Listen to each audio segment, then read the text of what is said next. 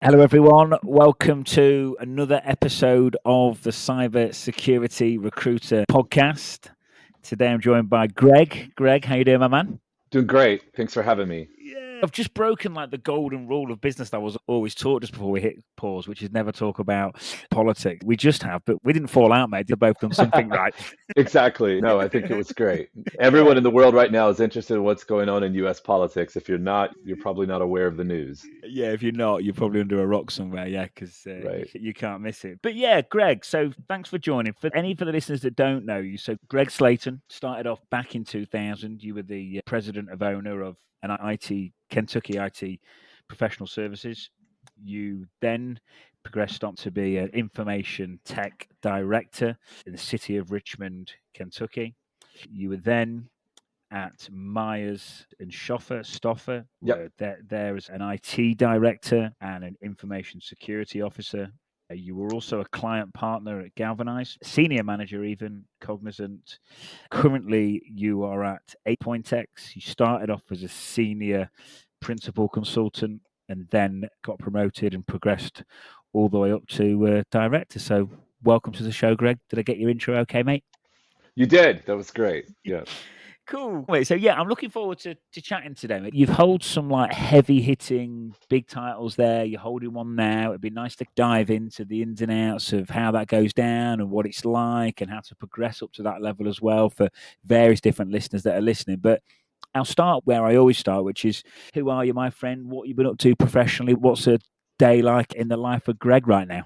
Great. Thanks. Yeah. So good to be here. Appreciate the opportunity. I was pleasantly surprised when you reached out a few months ago. I know we've been trying to get this conversation to happen for a minute. So I appreciate you being patient with me. Things are quite busy as always. I'll talk a little bit about, you covered my past. I started, really around 2000. I'd started my own company doing IT support, right? The general IT type of things, network support for a local ISP, that type of work. I'd spent a couple of years at that point doing IT support and getting my feet wet in all those different types of topics. I ran my own organization for about 7 years, doing lots of consulting. It ended up leading into an opportunity where I was doing so much work for a county that I lived in and the city government that I worked for that they just wanted to bring me on as a full-time employee and kind of run their operations. And I did that for 4 or 5 years. And each of the roles that I've had, that role specifically gave me a lot of experience, things like being involved with the 911 centers and technologies behind that, and technologies behind police and firemen and their vehicles, and how do you help manage that and track it. And then city locations gave me lots of different styles of leaders to work with and working with the public a bit. And I progressed into some different roles from there. Again, each one of them with a little bit more criteria, a little bit more stringent work that we were doing, and taking lots of self-taught courses along the way, lots of reading. I went through the certified ethical hacker training back in 2006 or 7, somewhere around in there. Right when it first came out, I didn't know the certification at that point would really mean something. So I took the training and didn't get the certification, went through all of that. Yeah. So I had that experience, right, way back early and started learning about what was going on in the world with technology and what risk really began to look like. And it started to form some of the opinions and shapes that I had. I had opportunities to set in being part of a city and FBI meetings and it's things I'd never been a part of before. I got invited to some things like that to understand what was going on in the world, and it opened my eyes to risk and how the world was seeing risk and how people with bigger programs and organizations were approaching these types of things. If you remember back in the middle, maybe 2008 or so, the big thing was Russia was involved with trying to steal people's bank account information, and people were stealing things out of mailboxes. It's a totally different approach than what exists today, right? With everyone being online. Everyone wasn't online at that time. So I lived through all of that, lots of cool technologies and point-to-point wireless and everything that was going on big back then. I had an opportunity and was blessed to be a part of. Moved into a role at Myers and Stauffer where things really began to change. I joined the organization when there were about 250 people. I was there for 9 years, had incredible mentors, and we'll probably talk about that at some point. Really upped my game from the business perspective, how an organization really runs, how do acquisitions happen. I was involved in an acquisition that where the company doubled in size. When I started, they were probably 250 people and $30 million, and by the time I left, they were over about 1,100 people and $400 million. And it was just a total different game, total different type of responsibilities that we all had. led a large technology team of about 60 people, and included software development and data analytics and things that I hadn't been exposed to before. And it was just great. And so I've had incredible opportunities that have come. Once I finished my stint at Myers and Stauffer, I took an opportunity to take some of the things I'd learned for 20 years and move into a consulting role. And how do I help organizations? I love the idea of teaching. I love the mentor piece. I love being mentored and being a mentor. And so I took the opportunity to go into consulting to start to help organizations. How do you manage these programs? What does risk really look like? And we can get into some of the things that I think are that maybe at some point, what do I see being the challenges for people who get into cyber today and the different style works and how you can be successful and what do you need to be focusing on to improve your career if you want to be a value add to the organization that you're on, or if you want to get into an organization and be a value add. What are the things that really impact that journey? And I've taken the opportunity. I love ACA Aponix. That's where I'm at today. I work with probably the brightest team that I've been exposed to in my career from a risk perspective today.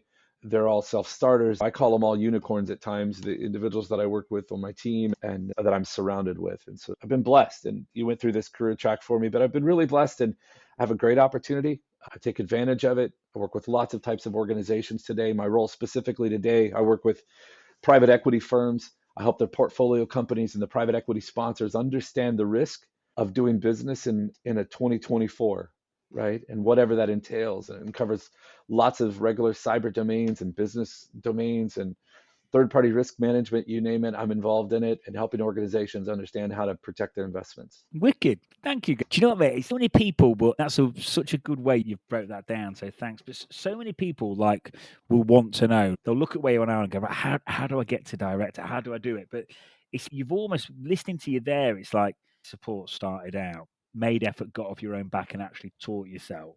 Various different positions you've had, learned how to articulate risk.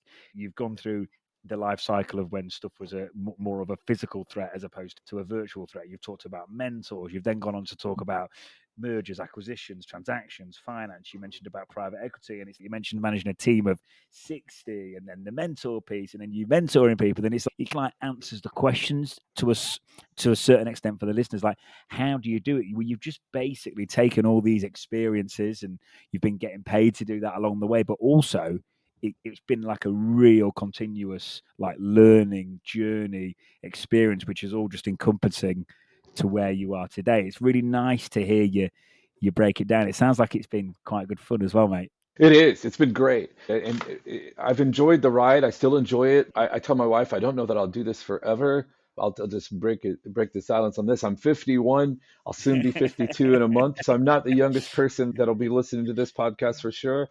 But I told my wife, hey, I probably won't do this forever. But she would tell you the opposite. I'll probably never stop. And she said, you'll be 70 doing this, right? You'll be 75 doing this. And I really do love it. I really do think that we can impact organizations and turn IT, I'll use some business language, turn IT from being a cost center to helping to increase the revenue opportunities for the organization because we reduce the risk, right? And we prevent bad things from happening. And we help organizations implement technologies and solutions that can drive the business forward, whether it's through organic growth, if that's your model, or whether it's through acquisition, right? We can empower the organization to do great things if we allow ourselves to do that and if we really look at it in that way.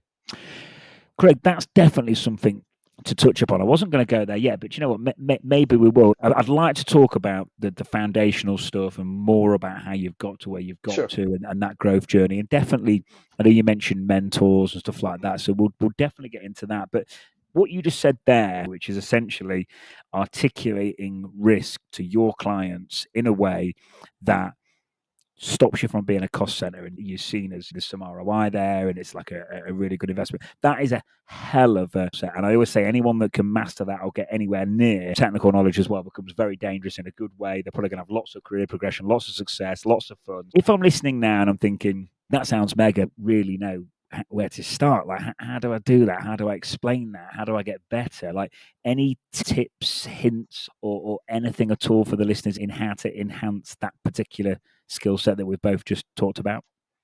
Sure, I think it's understanding it's a challenge, and I couldn't always do it. I mentioned my time at Myers and Stauffer, and I could name individuals. There were a couple individuals there.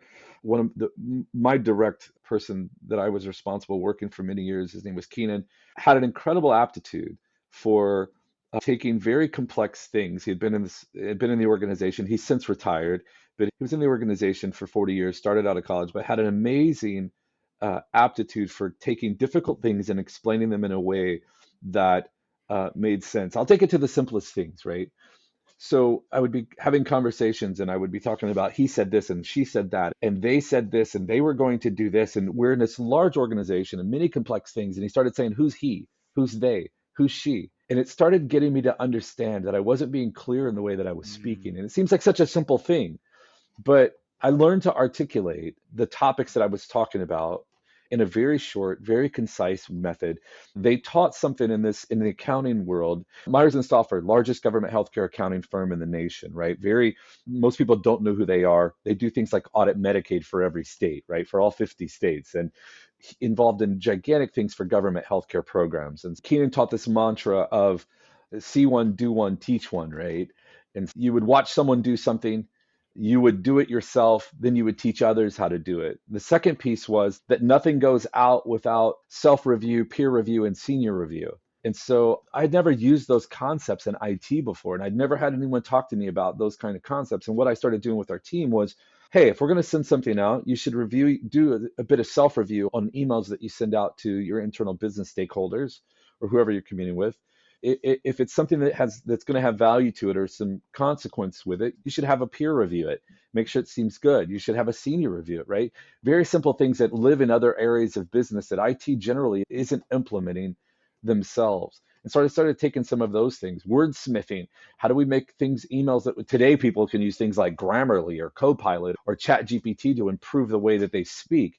But back then, those things weren't available. And you had to really put some thought into how do I self-review, peer review, and senior review things that I'm putting out. So that the idea is that the things that we do, they need to show value and they need to be excellent, right?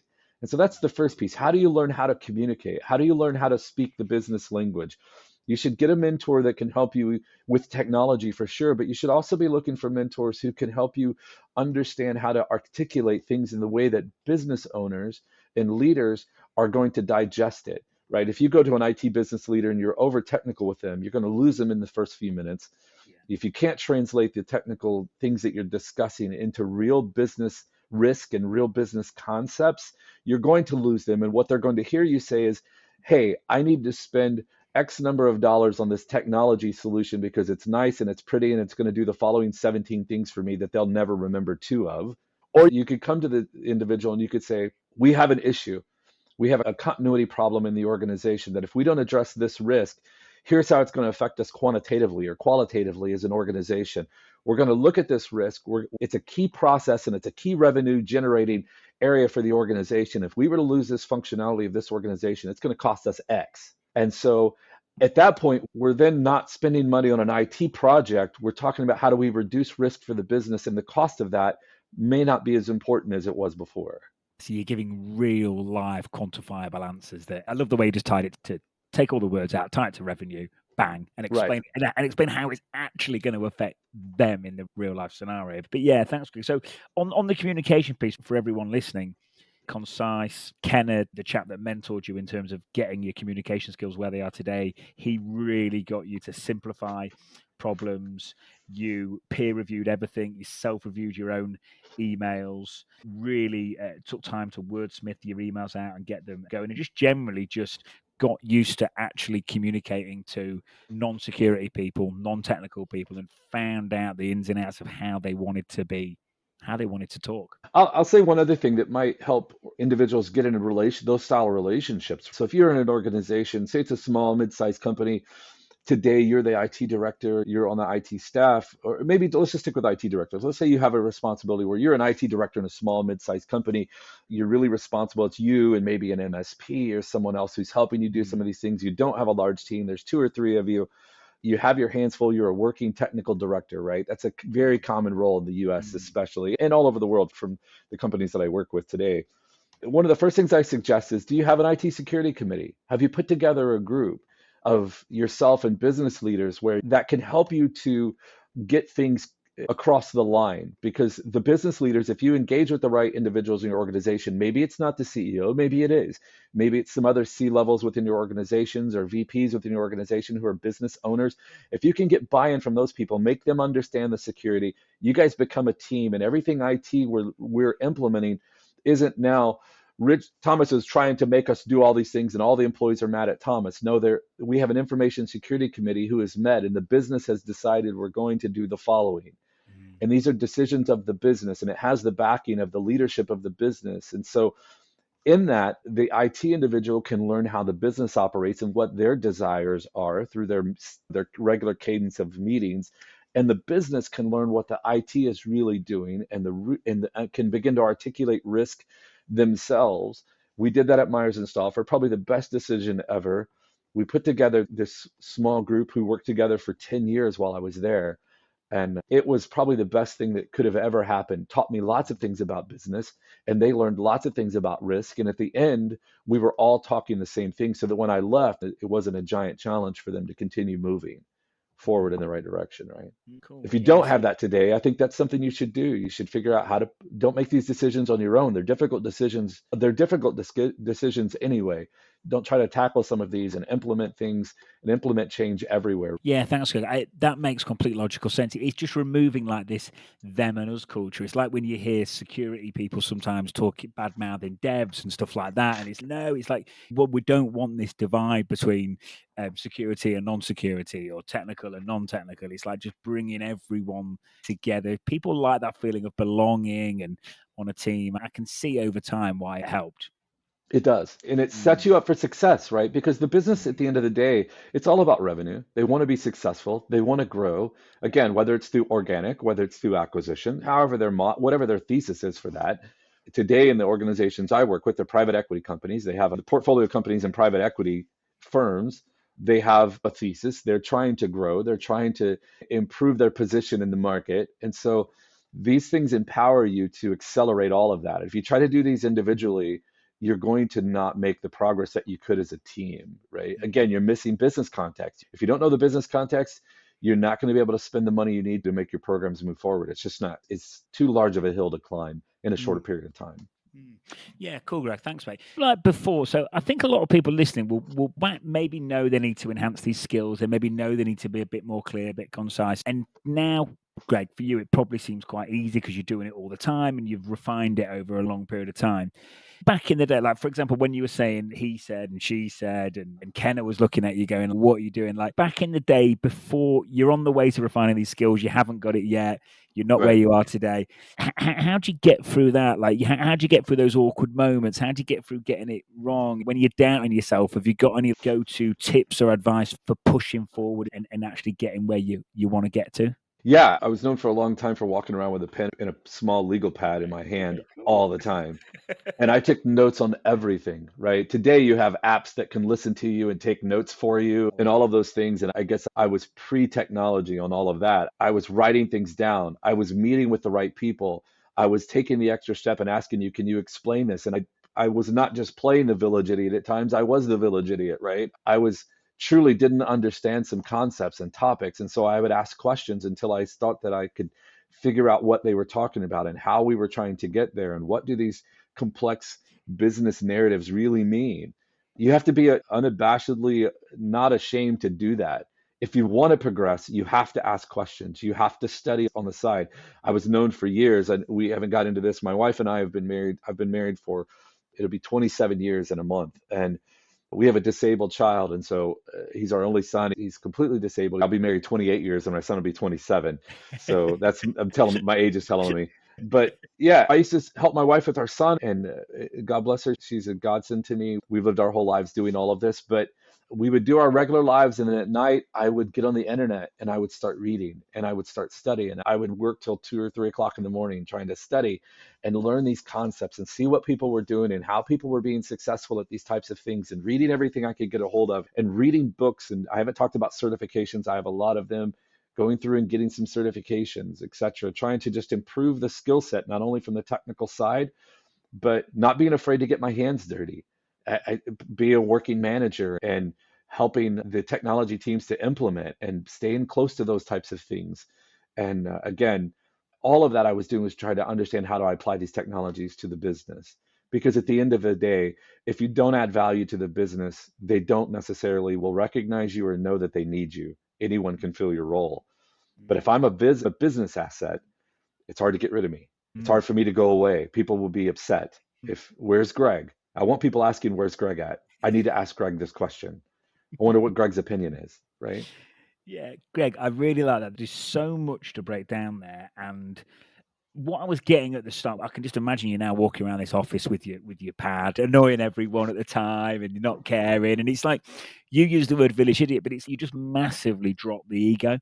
You were just walking around like a massive sponge, and I don't want to be like that guy as I get a bit older that kind of bad mouths younger people, because I think there's a lot of younger people out there that want to progress, want to learn, want to work hard. But listening to you speak there, it's worth reiterating. Like you've obviously got some big commitments there with your son that are still there today. You're then working in the day, you're helping your wife, but then let's say when people go to bed, you've then gone and upskilled and got certifications. And I almost think some people are almost scared to talk about the grind and working hard and doing stuff after hours. It's almost like, oh, got to be careful. We can't say this, we can't say that. But the reality is, if you want to progress up to the top level security and all the things and benefits and perks that come with that, you've got to make some sacrifices. You've got to push forward, and you've got to push yourself pretty hard, mate, haven't you? It sounds like you have done. You have to. But if you don't want to do that, the world is perfectly satisfied with you not being that person.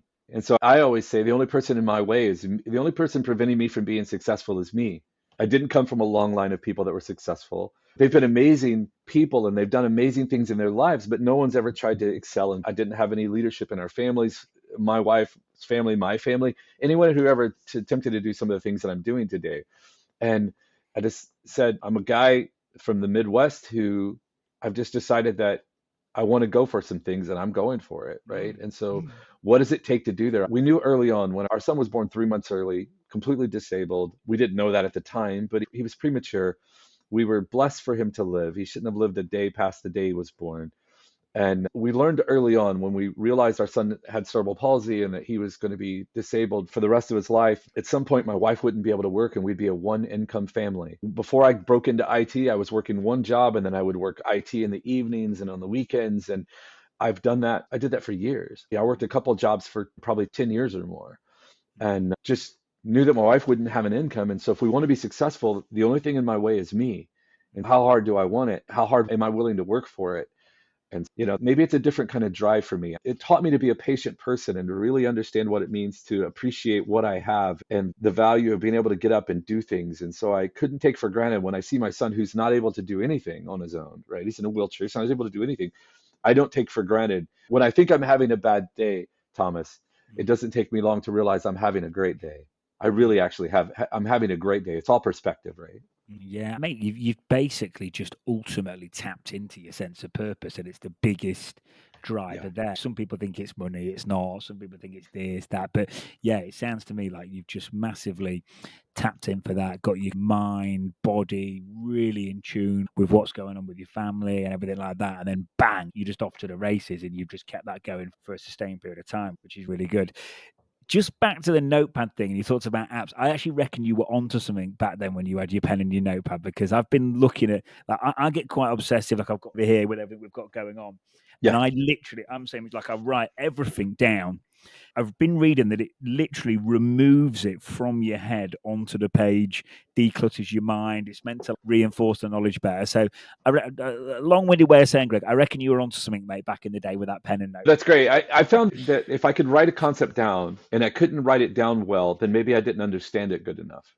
And so I found that as I learned to write things down and what I was doing and what this meant, right? Hey, this is what they were asking me for. Then I'd read it back and I'd say, hey, look, here's what I heard you say. It's what I thought I heard you say. That's really applied into, now I do assessments and short of audits with organizations and doing all of that type of thing. And I'm working and I'll say, I use the phrase all the time. I want to go over what I thought I heard you say. I still do it today. And I say, this is what I thought I heard you say. And I think that skill set of being able to say that back to someone and say, hey, here's what I thought I heard you say is valuable, because if they say, you almost got it, then what did I miss? Right? Or no, that's exactly what I said, right? Yep, you've got it. Perfect. And that's all I need to know, because then I can action on what you told me. But if not, then you can provide some clarity to me. I'll take another note. I'll reinforce what I've just heard you do and what you've explained to me, and then we're all better for it. But again, you mentioned the ego word earlier. I haven't really considered that word too much, but yeah, maybe that's it. You got to drop the ego and I just want to be value. I know that if I can show people my value and provide value to the organization, then I'm a value add and they're going to want to work with me. The opportunities are never going to stop, right? They're just going to keep coming. And so I've not slowed down yet and I don't have any intention of it for a minute. Good, mate. No, I could never. Yeah. When you said, mate, at the start, you were like, "Yeah, I'm gonna start chilling out," and whenever it is, few years, I was like, "No, he's not." I think maybe I'll mention one thing I thought was that ended up being a much more value than I thought it would be. Here I was walking around, say 2017. I've been doing this now for 20 years. And I actually started doing IT stuff around 1992. I mean, it's a long time ago.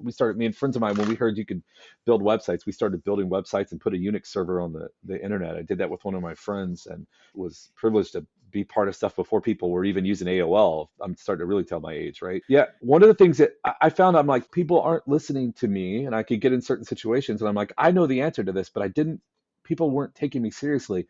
And then I just made a decision one day. I was looking at, there was a certification I'd heard about a lot, the CISSP. And so I thought, oh, maybe I'll get this certification. I didn't put two and two together that when I got the CISSP, all of a sudden people would go, wait a minute, we should probably listen to this guy because he probably understands security. I didn't realize how valuable it would be to me at that point, but it was a real value add, right? That when I did that and I found myself on calls with clients and people who understood what that meant, and all of a sudden the people started listening to the things I was already saying, but now it started to be a little bit more believable. So does it matter if you have education? Does it matter if you have certifications and things like that? I think the certifications probably carry a little bit of weight that they shouldn't carry, but I think it's a necessary part of the journey, right? That you get the CISSP, I've got CISSP, CISM, CDPSE, a bunch of A plus, Network plus, Security plus, name it. I've got a bunch of these things. And I think they all add a little bit of value along the way and reinforce the thought that you as an individual are taking time to have this continuous learning and improvement in your own career. And it provides value, right? And so people start to see that and they go, oh, yeah, maybe we should listen to this guy. Right. Yeah, no, definitely. I was having a certification conversation yesterday with someone, Greg, and everyone, like whether it's on LinkedIn or X or whatever, everyone likes to pull out the example of someone that got any certifications and they're done well, and that's great. But ultimately, they are worth having. They are an investment. You're never going to look back and regret getting CIS. I don't see the drawback. It's money well spent, and I've been on client calls where I've got one hiring manager. I actually mentioned this on another pod, but I'll say it again. But I've got one hiring manager telling me they don't matter, and then I've got another one butting in going, yeah, they do. And that's a prime example. You think you've got a situation where a client organization or their clients, if they're working on a consultancy basis or for an MSP, you think they don't matter, but they do, because there's different people involved. Customers like them. Like I say, they give you extra clout in a meeting. They might get you the meeting in the first place. They might just get your foot in the door. You talked about at the minute being surrounded by some really bright superstars and rock stars that are elevating your game. They might just get you in that room that you would have never got in. And then because you're in that room, you get in the next room and the next room, and before you know it, yeah. So there's just no downside, mate, to them, is there? Yeah, let's say you're a small organization, right? Small, mid-sized organization, and you're going to be bidding on RFPs or something like that, right? And if there's a technical component to it, they can put you on the RFP and they can say, hey, I've got this person who has the CISSP, right? They understand that's a standard of this person probably gets very well the technical side of things that need to be implemented from a security perspective, and they have someone who can help drive that. And so even just as simple as that, you could get your name on an RFP just because you have some of these, and you add, again, that's a value add to the organization, right? It's a value add to your career. It's not easy. It's just not an easy certification. Some people say it probably is. That's fine if it was for you. It was challenging for me, even though I had been working in these domains for 20 years, right? So I think I don't see the downside to it, other than the amount of CPE I have to maintain today is ridiculous. And I don't have time for CPE necessarily. So I'm one of those people who cram CPE in everywhere I get it chance. Yeah, do you know what it is as well? When I'm listening to you talk, it's almost like there's this pattern emerging of, if you can just do a bit more, and you can relate it to so much in life. Like, you just go and get the certifications. You just go and utilize your mentor to enhance your communication skills. You just go and manage the team of 60. You just go and get some exposure to some private equity firms and talk about various different transactions. And it's the compound effect of this over 20 years is incredibly powerful. Like just one little bit on its own might not just getting us this, but then getting lots of certs, doing all the things I've just mentioned, is all really adding up. Really good fun. And ultimately, it just gets you where you want. Let's say, if you don't want to get there, fine. But if you want to get there, please listen, because it makes a difference. It makes a big difference. And the world is open. I look for it, right? One of the things that I said this to one of the gentlemen I work with when I first started working with him. He's much younger than me. And man, he's brilliant, right? Everybody on our team's brilliant, but he's brilliant. And one of the first things I said to him is I said, hey, you're great at what you do. I'm here to support you as much as I possibly can. He's on my team. And I'd said, my hope is that you are much more successful than I ever will be, and at a much earlier age, right? I don't want you to have to, if I can help you to not have to jump through some of the hoops that I jumped through and to get there faster, I want to accelerate your journey to get there, right? Because it's a big enough world that we can all be successful. And there's enough risk everywhere that we can all be successful. We can all be practitioners. We can all move forward. And I'm not intimidated by you being great. It's difficult to be the smartest person in the room, and I don't necessarily want to be, right? I don't have to be. One of the things I learned early on was that I don't have to be the smartest person in the room. I just have to be the person that gets it first, right? And if I can really get what they're saying, I don't have to know how to solve it. I just have to understand the business problem. If I can understand the business problem and articulate that well, then I can get the right people and surround myself with the people that'll help us implement to success. But there's this thing that you have to understand and listen. And again, I go back to some of my mentors, and there was a couple of them. I mentioned Keenan. There's a lady named Bev who was a partner at Myers and Stauffer, who was such an invaluable add to my life and help keeps me grounded and keep me forward and focusing on the business pieces of this. Who, again, if I didn't have them, there would have been a lot of the conversations I have today wouldn't be as fruitful. Yeah, no, definitely. That brings us really nicely on to mentors. And you mentioned like teaching others and stuff like that and being generous with your knowledge. And it's like the rule of the universe, but it is a fact that in you helping others and sharing your knowledge, it is actually helping you at the same time, because you're reinforcing everything. You're keeping it fresh, sharp. You probably actually, without even realizing, enhancing the way you can explain it, because you want to explain it in a clear and concise manner, again, for the person you're mentoring. So there's benefits to obviously receiving mentorship, but there's benefits to giving it as well. But Keenan, Bev, they sound like that those two were quite instrumental in getting you where you are today, Greg. For people listening out there, so obviously things are more virtual these days. I worry about people at the more junior end being in that remote virtual. If I haven't got a mentor or I'm struggling to find one, any kind of like hints or advice? Was Keegan and Bev, was that just pure luck, right place, right time, or did you make it happen to a certain extent? How did those relationships form? They had great mentor relationships already in place in the organization. I got in an organization that was very sound, and they started building these programs, realizing if they wanted experts and they wanted excellence, they grew it themselves, right? They hired the right people and then grew the excellence that they wanted, and taught them how to do that. Again, there was a gentleman named Chris who taught me this. I mentioned see one, do one, teach one, right? That mantra of if you can see someone do something, and then if you get the opportunity to do it yourself, then you do it a couple of times and you start to teach someone else how to do it. What you were talking around mentoring there, that's a great mantra. If you can do that, you can do anything, right? You can watch someone do something, you can get an opportunity to do it yourself, and then you can teach people how to do it. It just reinforces that entire journey on you becoming an expert at something. And I think the opportunity came to me because people afforded me the opportunity at some level. They were open to it. And then again, I had to go get it. I had to go look for it. I had to go and be willing to set aside my title, my being an expert, quote unquote, right? To being able to ask the questions that I didn't know the answers to, ask for relationships with people. Hey, can you help me with this? Hey, can I stand up? Could I set up a series of meetings with you where we have a cadence of, can I meet with you biweekly or monthly? Could I have some of your time? Not being afraid. I think I'm one of those types of people, and I've learned over many years in my life that there are a couple different types of people. There are people that run away from fear, and there are people that run headfirst into it, maybe. And I seem to always be the person that if the more I'm afraid, the more I probably just run headfirst into it and make it happen. If I don't want to put it off, I just rather would address it. So that's helped me to reach out to others, to ask the right questions, to be vocal about it. I'm not afraid of failure. And I don't, maybe I haven't really considered that too much, but I don't know that I'm really afraid of failure. I think that if I fall, I'm surrounded by great people and I probably won't fall too far, right? But if I'm alone and I don't have these relationships If I fall, I can fall all the way, right? Mm, And mm, so I don't think the people around me will let me fall that far. And mm, so I don't have this fear that I'm going to say the wrong thing. I'm going to do the wrong thing. I'm going to prep. I'm going to ask the right questions. I'm going to be prepared. I'm going to know the material. I'm going to the technologies. And we haven't even got into any technical things really in this conversation, right? We're just still talking about how do I self-improve to get where, how would someone get where I am today? This is my journey. This is how I did it. mm, May not work for everyone, and you may be afraid mm. to.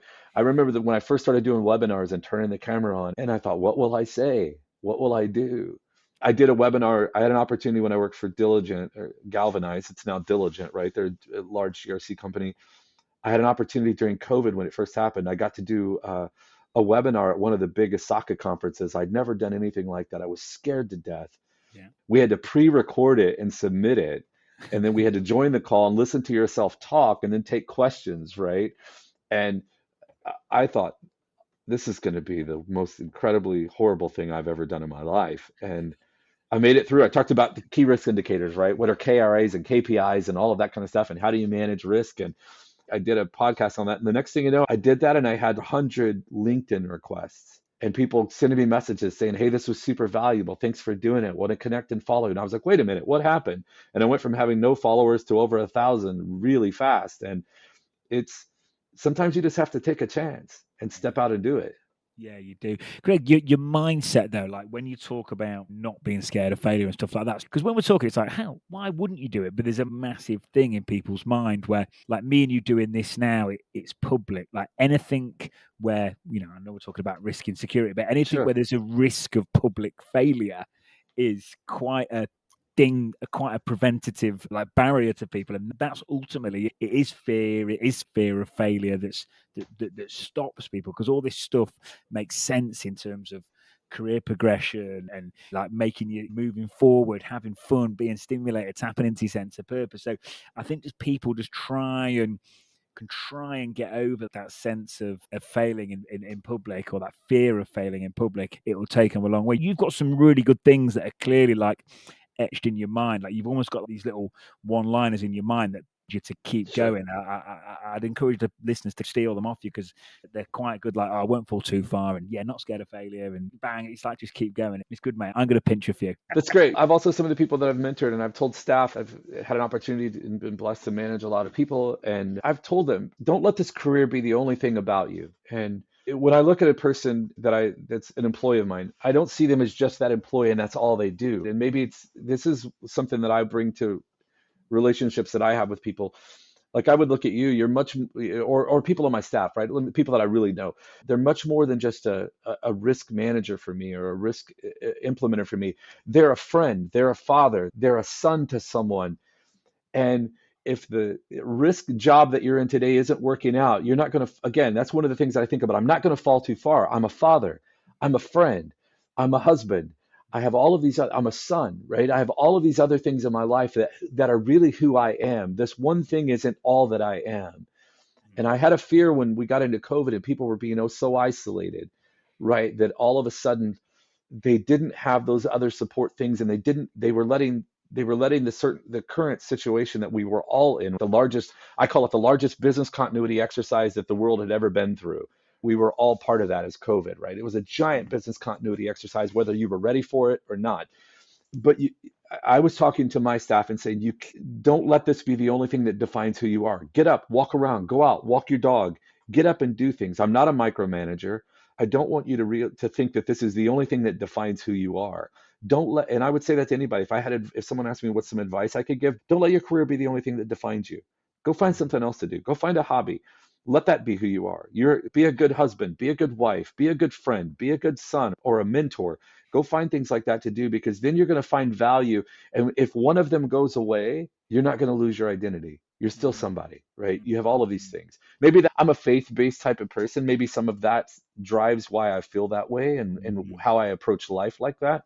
But I think those are valuable things that you could do as an individual. If you want to, again, set yourself up for success, realize that you're valuable. There's no one built to do what you're built to do. And the only thing preventing you from doing it is just some time, just some learning, just some questions, just some things you need to read, right? And just some experience and go be great, right? There's room for all of us to be great. So Yeah, no, Greg, I like it. Thanks, mate. What that does as well is that kind of identity thing and remembering son, husband, father. Just listening to you say that there, for me, I was like, oh yeah, that pressure off a bit actually. Because yeah, if it is all about doing the next thing or hitting this target or getting this certification or whatever it might be, it does intensify and pressurize the situation. And also like back to like faith and stuff like that, and if you are pushing anything too hard, I just think natural walls of resistance come up. You know what it's like you push and then you just start letting it flow, and you still working and you just let it flow, and it just happens anyway, and it's nicer, it's easier. And yeah, I can see how that really like de-escalates and takes the pressure in your mind out of your career. I think it's good, mate, you know. it is. I'll be really transparent with you for a moment. I probably owe a bunch of people an apology. When I was younger, I didn't have all these things. I didn't, I wasn't as good to then as I am today at understanding how to manage the challenges of, I come from the generation where we worked hard, right? And you had long hours. If you wanted to learn these IT things, I can take you back. There's been multiple times I've worked 36 hours in a row, right? On complex problems that we had without stopping. I've done it more times than I should have done it. And I've asked teams to do that. And I probably owe people an apology. And I've considered that. And I've looked back at my life and said, there's probably some people I've worked too hard that I've expected too much of. And I've had to learn to operate with a bit of grace and to learn that there are more important things necessarily at times than some of the business tasks we're working on. There are more long-term goals. I had to learn to be a better person. I had to back down the way that I've approached people and managed people over the years. I think today I'm a different person than I was 5 years ago or 10 years ago. Definitely a different person than I was 10 years ago. But I grew up in the time and when you had to understand that sometimes you work 8 to 5 and sometimes you work 8 to done. And if you can get that concept, right? It's not every day, but sometimes you work 8 to 5, sometimes you work 8 to done. If I don't have to teach you what that means, man, you can be as successful as you want to be, right? Because people understand that when there's work that needs to be done, you'll do it, right? You're going to stay and get your job done, and no one's going to be waiting for you to get your portion done because you're going to do it. That's a challenging thing to learn these days. Not everyone feels that way. Not everyone operates like that. I grew up in that environment where that was the style. You sometimes it's 8 to 5, sometimes it's 8 to done. Yeah, mate, I love that. I've heard it described as working in sprints as well. You know, Yeah, you have times where you go, and when I like hearing you say that now personally it's really good for me, and hearing the sprints thing's really good because I used to grind, and then I used to almost couldn't forgive me. I'd have that. Oh yeah, I was just gonna work a normal day today, and maybe I might even just cruise through it as well. And I couldn't. I used to beat myself up about it, and then I was like, oh no, he works in sprints, and now you're saying that sometimes it's 8 to 5, sometimes it's 8 to 10. So basically, you're working in sprints as well. So good to hear. It's why doing this, Greg, so good because you talked about grew up in a time, and it's similar for me. Like years ago, like we probably wouldn't. We're talking really openly now, like. It just wouldn't have happened years ago. I think right. we're getting better at it now, and we talk about faith. I talk about meditation on the podcast sometimes and stuff like that. And it's just we're essentially like breaking down these social barriers, and it's way better. It's way better for mental, physical health.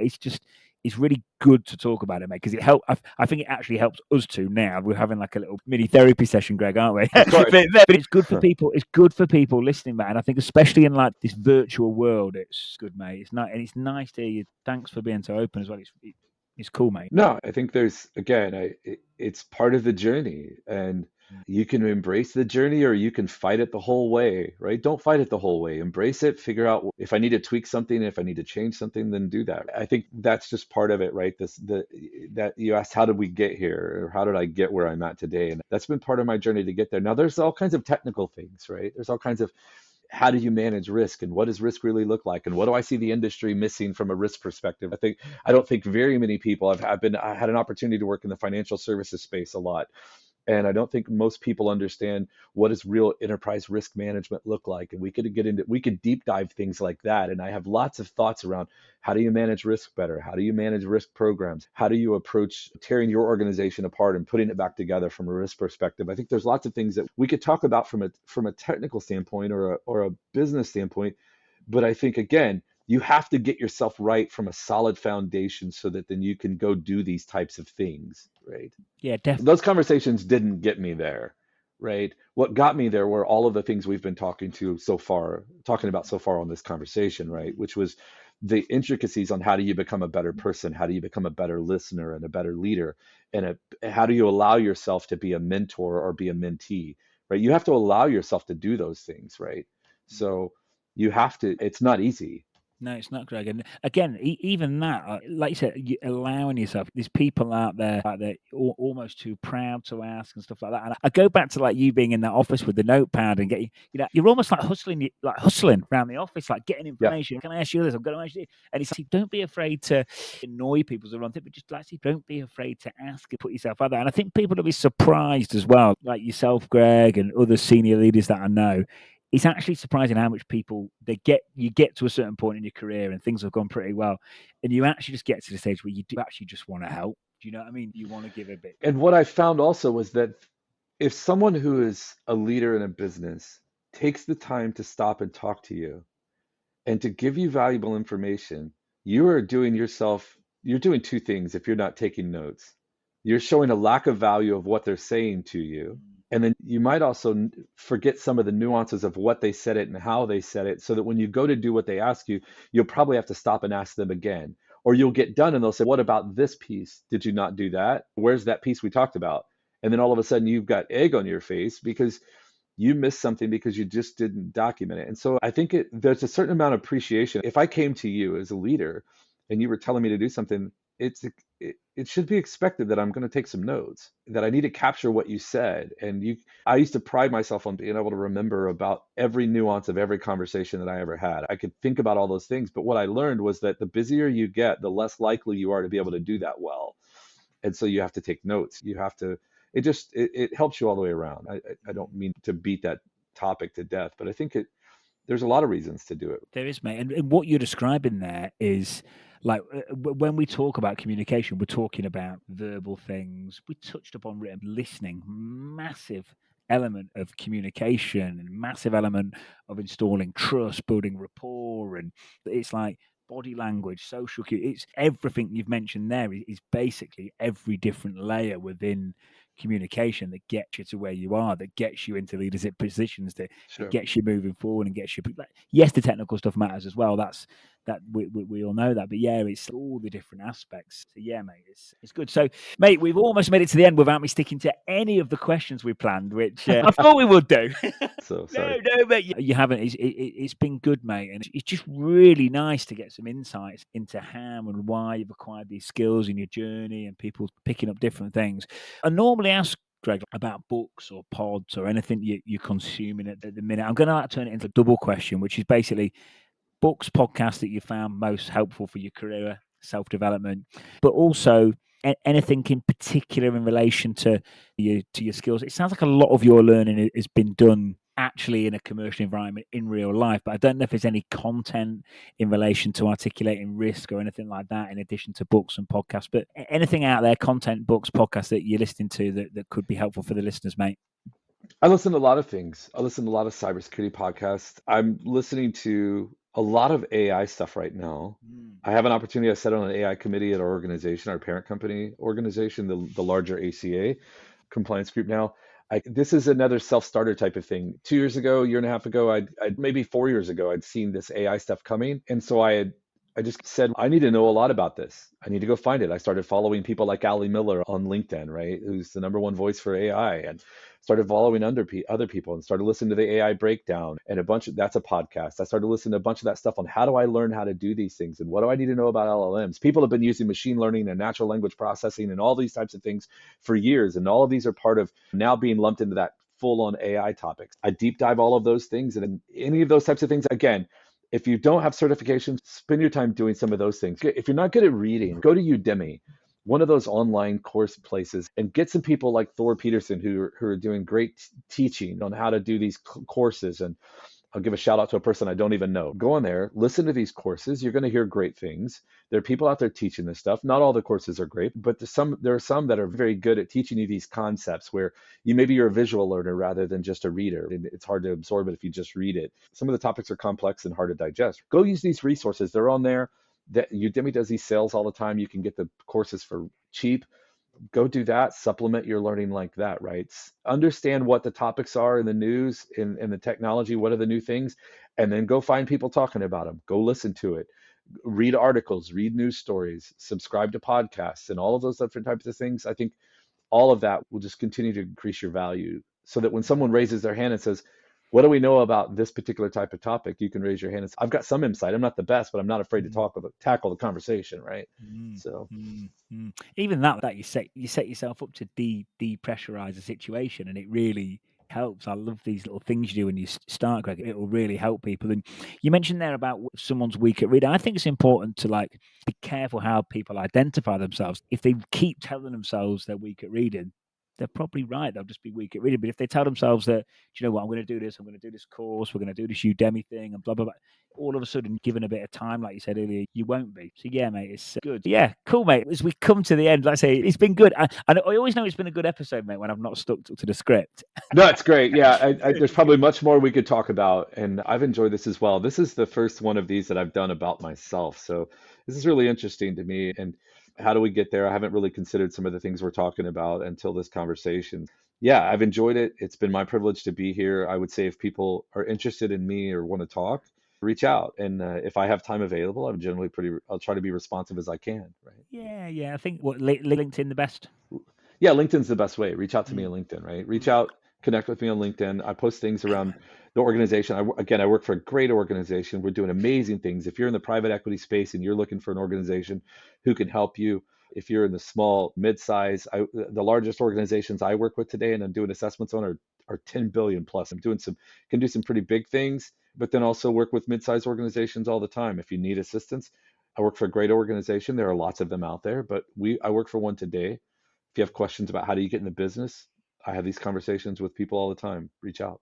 Yeah, cool. Yeah, I think LinkedIn's the best place to track you. I think I Yeah. think you've got to be a bit persistent. I remember, but yeah, I hunted you down on the platform myself, Greg. So I know it can be done. Yep. It can be done. Yeah. And I apologized when I was like, hey, I'm sorry. I'm not, Thomas, I'm sorry. I'm not responding I'm not good at this sometimes. I get busy, but yeah, I'll do my best and always glad to connect. So No, cool, Greg, mate. Thank you. Really good, mate. So much in there for people, whether they want to progress up to leadership and director level and exec level, lots in there for them. But just for anyone that's genuinely interested in moving forward, which I know pretty much everyone is. So there's a lot in there for the listeners. And I really appreciate your time, buddy. It's nice to see you, and I'll see you soon. much appreciated. Thank you, everyone. Yep.